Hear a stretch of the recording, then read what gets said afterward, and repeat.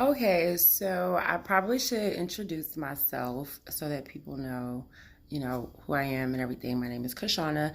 I am completely obsessed with politics, and I created a YouTube channel to be able to voice my opinion, um, and also to have feedback. I like feedback. I invite feedback. Um, I just wanted to be able to have this conversation with whoever decides to have the conversation, and hopefully it reach people, um, and they want to have a conversation. So, what I want to jump into first today is the fact that next week, December 4th, there will be a hearing. This time it is going to come from the Judiciary Committee, which is not Adam Schiff, which is who you heard over the last 2 weeks if you've been paying attention, or if you've been on Twitter or social media, period, you saw those hearings play out a little bit. So on December 4th, what they're going to do, what the Judiciary Committee is going to do, they are going to have experts come out and basically explain to the American people exactly what impeachment is, what is a high crime or misdemeanor, or high crimes and misdemeanor in Trump's case, and why something should be impeachable, what the Constitution says. Um, I say that we all should read the Constitution because the Constitution is really a rule book on how this thing is supposed to go that can be altered and changed to fit whatever scenario is going on in that particular time in history. That is why it's so hard for Democrats to get Trump out of office with this situation, because even though it says it in the Constitution, it doesn't necessarily put like details into it. So things happen in history or times like this that will now probably allow something to be added to that in the Constitution. I'm pretty sure that the impeachment part of our Constitution is definitely going to be clarified and easier to understand and lay out a lot more things for people to comprehend on a basic level from this point forward, because that is a roadblock that they're running into because the Constitution was written in 18 whenever. So sorry. So that's what they're gonna do on that day. Now they after that, right now what they're doing basically is getting their report together. So they're gonna hand that off to the Judiciary Committee sometime next week also, and then the hearings are gonna start. Once that hearing starts, I don't know if there's going to be more hearings after that, because there's so much stuff that's happening right now that it could be. So they still want people to testify. Like, I think John Bolton, you should testify, and stop teasing people on Twitter, because I mean, I really think money is what's controlling this the Republican Party at this particular moment. I don't know if it's like something that's being promised to them or something. I don't know. It's just crazy how they're like, so yeah, I don't know. So so the Republicans right now, I lost my train of thought thinking about how money just control, like, I don't know why Republicans right now are this strong set on holding on to Trump. Like, is it because they don't want a Republican president gone?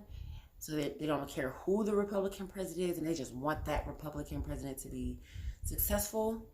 Or if it's Trump, because it's like, had Obama done any of this, had Clinton done any of this, had Bush done any of this, even with the way the House and the Senate was split then, they would have been gone. Like, he would have been gone. So I just don't understand that. But anyway, after the Judiciary Committee have the hearing, they want people like John Bolton to testify. Hopefully he does. Mick Mulvaney, we don't really need him to testify because he already confessed on the news and this documented. So just play that in court in his place. Like, put that into the record because we already know what he said. He already said yes. There was a quid pro quo, which I hate that term because nobody know what that means, and nobody knows what a quid pro quo is. I've never heard of that before this happened. And Trump never used that word before. So when he was like, no quid pro quo, I want nothing, I don't want anything. Matter of fact, that he said after he already knew about the whistleblower complaint, but we'll get into that in another video, because the details is just so juicy. It's just like, I need y'all to get into this. Okay. But after the hearing, the hearing on the 4th, they'll probably introduce the articles of impeachment. There'll be a vote. We control the House. Well, I'm not really gonna say we, because I don't identify myself as Democrat or Republican currently. So Democrats currently control the House, and there's enough votes to impeach him. So he will be impeached. Okay. Again, like I said before, the other videos, impeachment does not mean that he's going to be removed from office. That simply just means he's going to be indicted. Okay. And then early January, because I see how they doing this, that every big thing is happening right before a holiday. So after Thanksgiving, he'll be impeached right before Christmas. And then right after New Year's, the trial will start right before it's time for the Iowa caucus and all that stuff like that. So it's very strategic. However, the trial, I'm nervous about, because that's going to start at the beginning of January, probably. The trial I'm nervous about because I feel like it's going to be such a huge distraction because he's going to be there. It's a good thing because then everybody's going to be tuned in because his base will do whatever he wants and basically like watch whatever he's on. So it'll be very interesting, because everybody will be watching, but it's going to be a distraction from the Democrats that's trying to go out and vote. And not go out and vote, go out and get people to vote for them, because we're going to be tuned in to the impeachment, kind of like what they did with the Democratic debate in November. The only reason that was the lowest rating Democratic debate this year is because for 8 hours the impeachment hearings was on TV. For 8 hours, up until 8 o'clock. The debate started at 8 o'clock. Nobody wants to watch the news that long. I already watched the news all day to watch the hearings. And then the debate came on, and at this point, my brain needs a break. So that's really why it was the lowest rated one. It's not because nobody cares. Like, that's another reason why I started this channel, because it's like people do care. People are paying attention. Like, I talk to people all the time. Like, all the time. And they want to have this conversation. So here I am having a conversation. So anyway, they're gonna have the trial. After they have the trial, then that's when the vote comes from the Senate, which is controlled by Republicans, which Mitch McConnell is probably not gonna, budge. And I'm pretty sure it's gonna be hard to get some of those Republicans to bring brakes.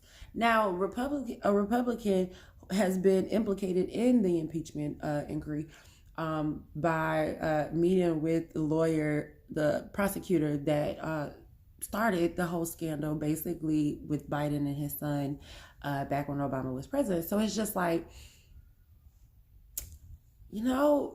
it's just crazy, like, how things happen. And then Trump's lawyer, Rudy Giuliani, of course, is out here saying he got insurance on him, but he probably does. He probably does, because they crooked businessmen. They probably do.